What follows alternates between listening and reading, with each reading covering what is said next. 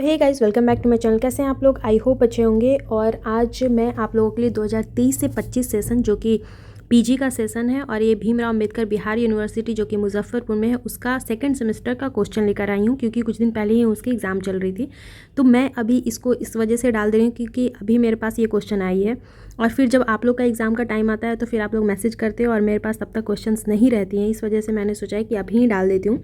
और बहुत सारे कमेंट्स कर रहे थे आप लोग कि क्वेश्चन चाहिए था फोर्थ सेमेस्टर का, तो मेरे पास जो भी था मैंने अपलोड कर दिया था। अब जो नहीं होगा हो सकता है वो मेरे पास से मिस कर गई होगी मैं, या फिर किसी ने भेजा नहीं होगा। तो मैं आप लोग के लिए भी बोल रही हूँ कि अगर किसी ने भी आप लोग ने एग्ज़ाम दिया तो प्लीज़ आप लोग क्वेश्चन मुझे सेंड कर दें।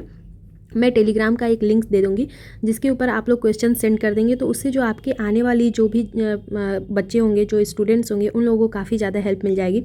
क्योंकि पीजी में आप लोग भी समझते हैं कि बहुत बच्चे हैं, मतलब मुझे लगता है कि 60% बच्चे हैं जो क्लासेस नहीं जाते हैं और उनको पता ही नहीं रहता है कि अपनी तैयारी कैसे करें। तो एटलीस्ट क्वेश्चंस देख के वो समझ सकते हैं कि हमको क्या पढ़ना है और किस हिसाब से तैयारी करनी है।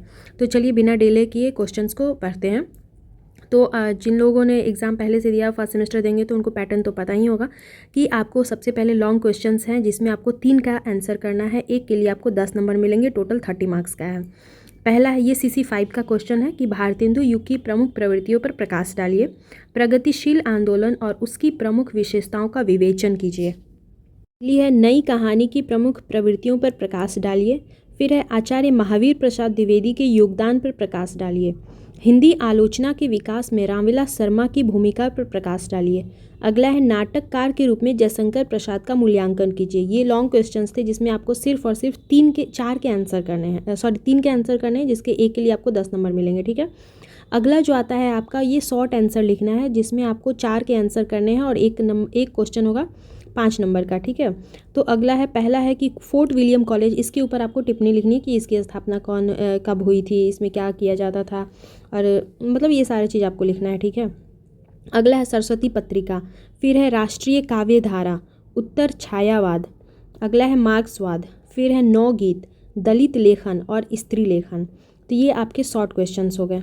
अब आते हैं जो ऑब्जेक्टिव है उसके ऊपर। तो ऑब्जेक्टिव जो है बहुत ज़्यादा इंपॉर्टेंट रोल प्ले करता है, क्योंकि 10 ऑब्जेक्टिव होंगे और जो कि 20 नंबर का होगा। तो आपको कोशिश कीजिएगा 10 के 10 तो आप हर हाल में कर लीजिए, नहीं भी होता है तो एटलीस्ट कोशिश कीजिएगा कि 8 नंबर भी आप सही कर लेते हैं, तो आपके मार्क्स बहुत ज़्यादा हाई चले जाएंगे इसमें। तो अब इसको बताना है कि कृतियों के रचनाकार कौन है। तो अनामिका के राइटर कौन है? अनामिका के राइटर हैं निराला, सूर्यकांत त्रिपाठी निराला। अगला है, भारत भारती के राइटर कौन है? तो मैथिली शरण गुप्त की है भारत भारती। फिर है, चिंतामणि किसकी है? तो ये आचार्य रामचंद्र शुक्ल की चिंतामणि है। कर्मभूमि किसकी है? तो ये प्रेमचंद्र की है। चित्रलेखा है, भगवती चरण वर्मा की है चित्रलेखा। फिर सिंह सेनापति है, तो देखिए सिंह सेनापति है ये राहुल सांकृत्यायन की है, जिन्होंने लिखा है रामचंद्र शुक्ल, ये गलत लिखा है उन्होंने। फिर सामधेनी दिनकर की रचना है, सामधेनी रामधारी सिंह दिनकर, ठीक है, इन्होंने सही लिखा है। कोणांक किसकी है? तो कोणांक है जगदीश चंद्र माथुर की रचना है कोणांक, इन्होंने प्रेमचंद लिखा है, तो ये भी गलत है। संस्कृति के 4 अध्याय, ये भी दिनकर की रचना है, प्रेमचंद जिन्होंने भी लिखा है, ये गलत लिखा है। और रेत समाधि, इसका छोड़ दिया है जिनका भी ये है। तो रेत समाधि देखिए गीतांजलि की रचना है रेत समाधि, इसके लिए इनको अभी अवार्ड भी, बुकर प्राइज़ भी मिला था, तो ये तो आपको पता ही होना चाहिए था। बट ठीक है, जो लोग करंट नहीं जानते उनको नहीं याद होगा। और देखिए एक और बात मैं बता दूँ कि यहाँ पे आप गलत लिखने से बचिए, अगर नहीं आ रहा तो उसको छोड़ दीजिए, लेकिन गलत लिखिएगा तो फिर जो है ना गलत इम्पैक्ट इससे जाता है, क्योंकि आप लोग को ये लगता है कि हम कुछ भी लिख देंगे तो चल जाएंगे, तो कुछ भी नहीं लिखना है, इस बात को ध्यान दीजिए।